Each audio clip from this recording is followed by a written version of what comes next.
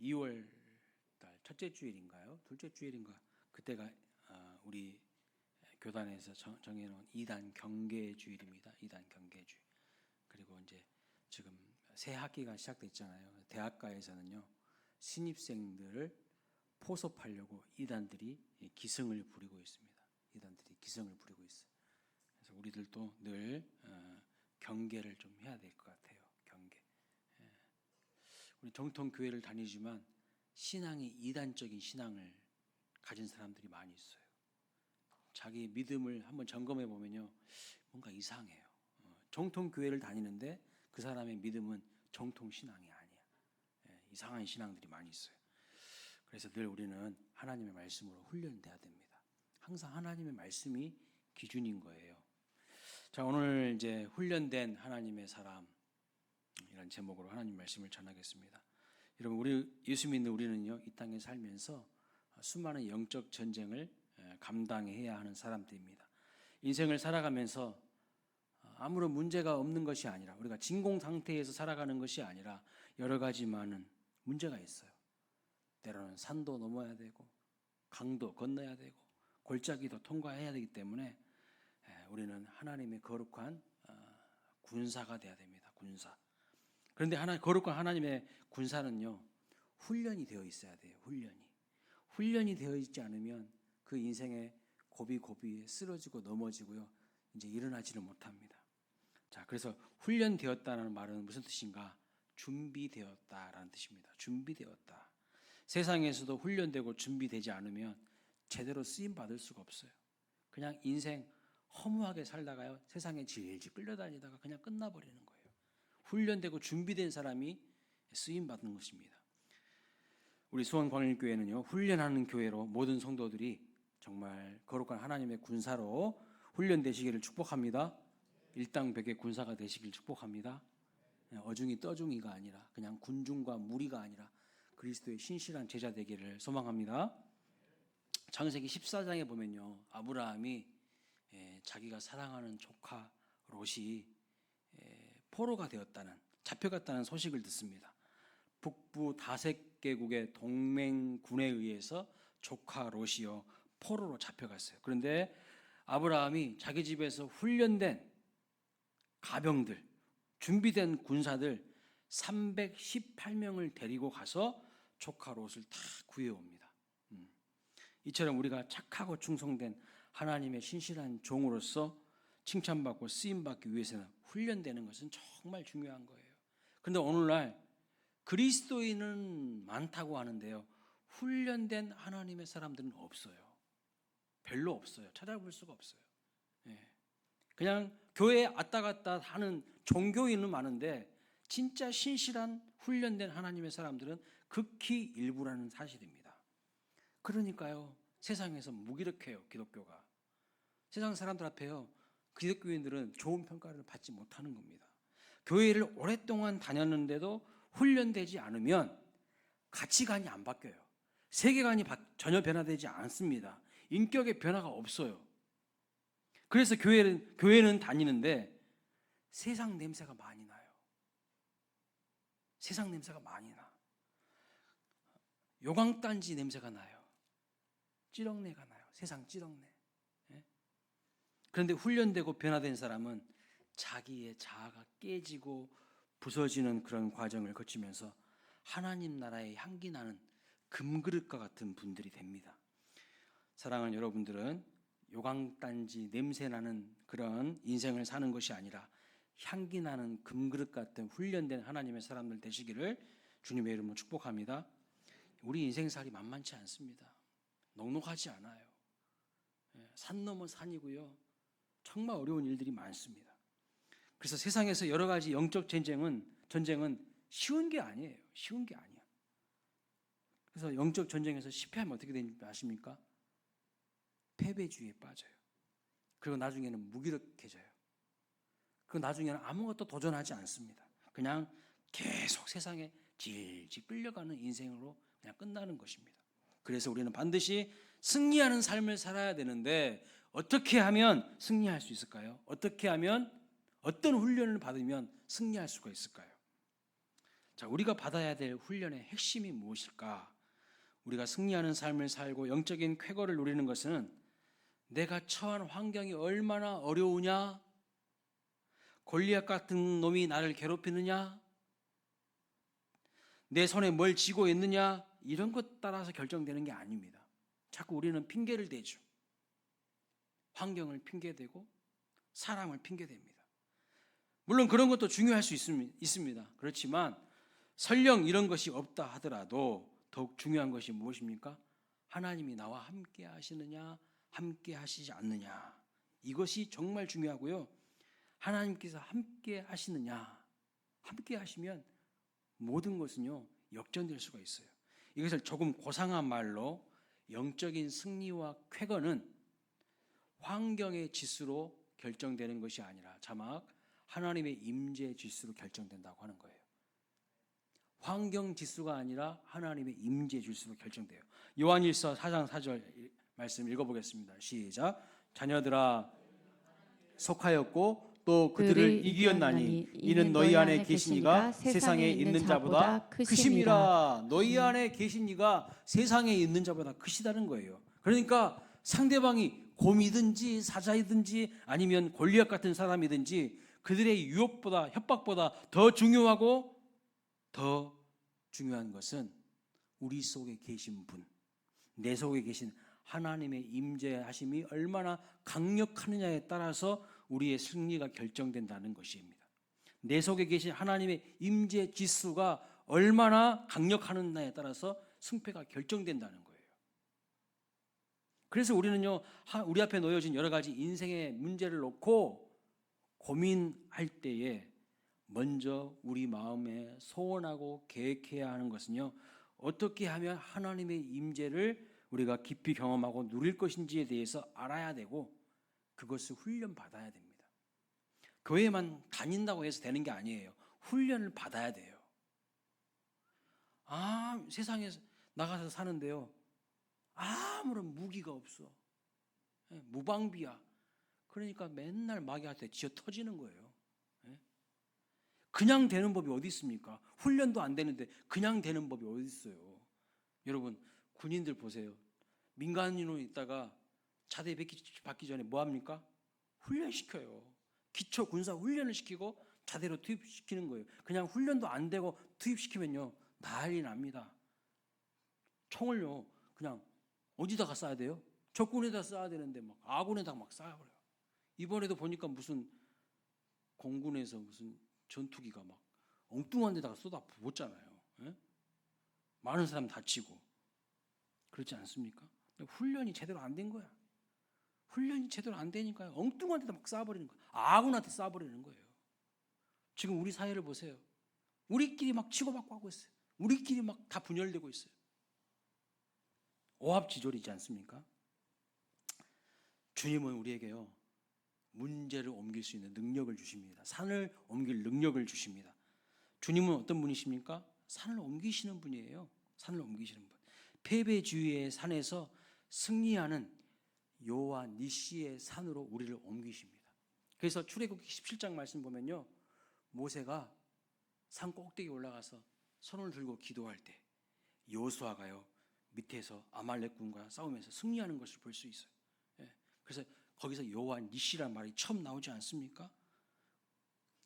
그래서 우리가 하나님의 임재를 경험하고 날마다 주님과 동행하는 그런 훈련을 하게 되면 그 결과는 어떻게 될까요? 히브리서 11장 38절에 이런 말씀합니다. 이런 사람은 세상이 감당하지 못하느니라. 세상이 감당하지 못하는 하나님 사람 되시기를 주님의 이름으로 축복합니다.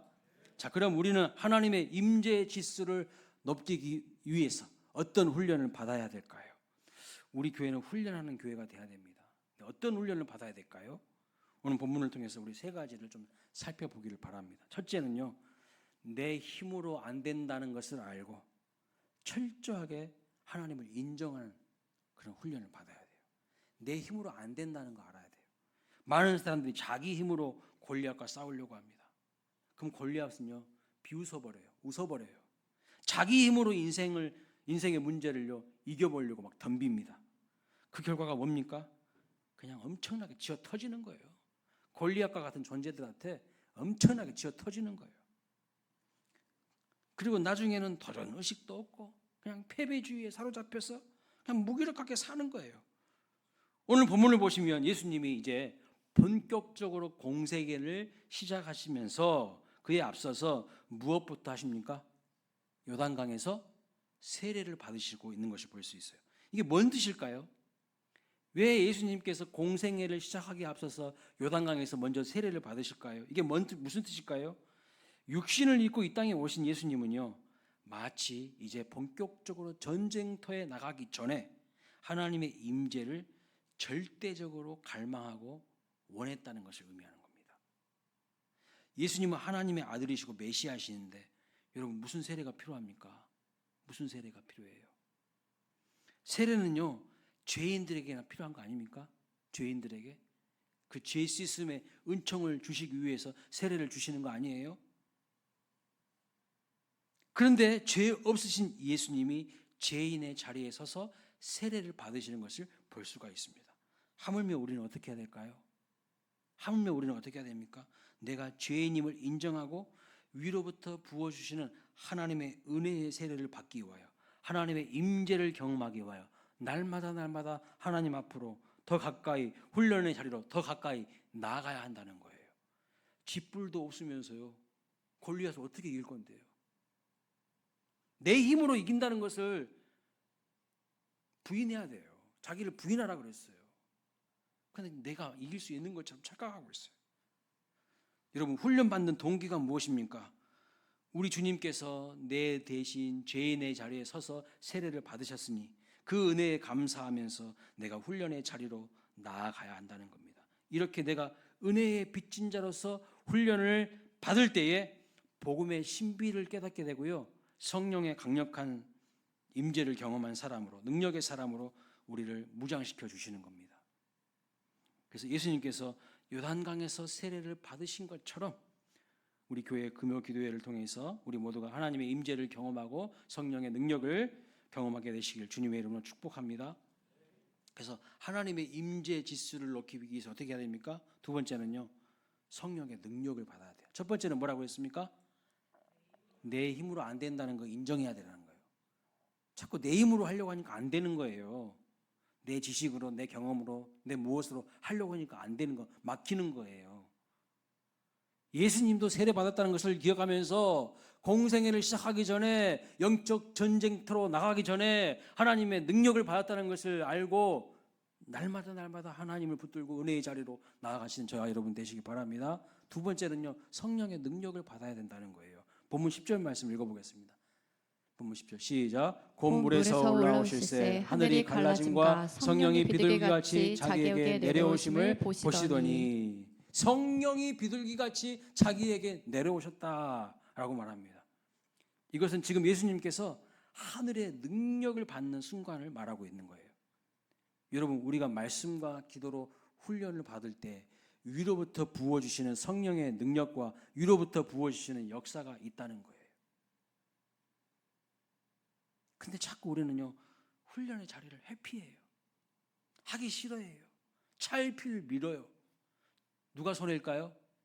자기가 손해지 누가 손해예요. 예수님은요, 제자들을 3년 동안 가르치셨죠. 그리고 부활하셔서 40일 동안 하나님 나라에 대한 것을 가르치셨지만 그것만으로 부족했어요. 그것만으로 부족했어요. 성령의 능력을 덧입는 시간이 필요한 겁니다. 성령의 능력을 덧입는 시간이. 우리 수원관을교회 모든 성도님들도 위로부터 하나님께서 부어주시는 그 능력을 사모하시기를 바랍니다.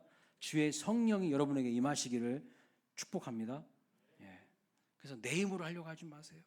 성령을 사모하세요. 성령을 사모하셔. 마지막 세 번째, 하나님의 임재 지수를 높이기 위해서 우리가 어떻게 해야 되는가? 신앙의 정체성을 굳건하게 해야 된다고 말씀하고 있어요. 11절 말씀, 본문 11절 읽어보겠습니다. 시작. 하늘로부터 소리가 나기를 너는 내 사랑하는 아들이라 내가 너를 기뻐하노라 하시니라. 아멘. 그러니까 예수님께서 세례받으신, 요단강에서 세례받으시는 그 현장에는 성부와 성자와 성령이 한꺼번에 임하시는 것을 볼 수 있어요. 그죠? 성부 하나님이 내 사랑하는 아들이라 라고 성부 하나님의 음성이 있었어요. 성령이 비둘기처럼 임하였어요. 그리고 예수님이 그 자리에 계셨어요. 성부와 성자와 성령이 함께 있으면서 성부 하나님이 뭐라고 말하냐? 너는 내 사랑하는 아들이고 기뻐하는 자라, 이렇게 말씀하고 있어요. 그 음성의 내용이 뭡니까?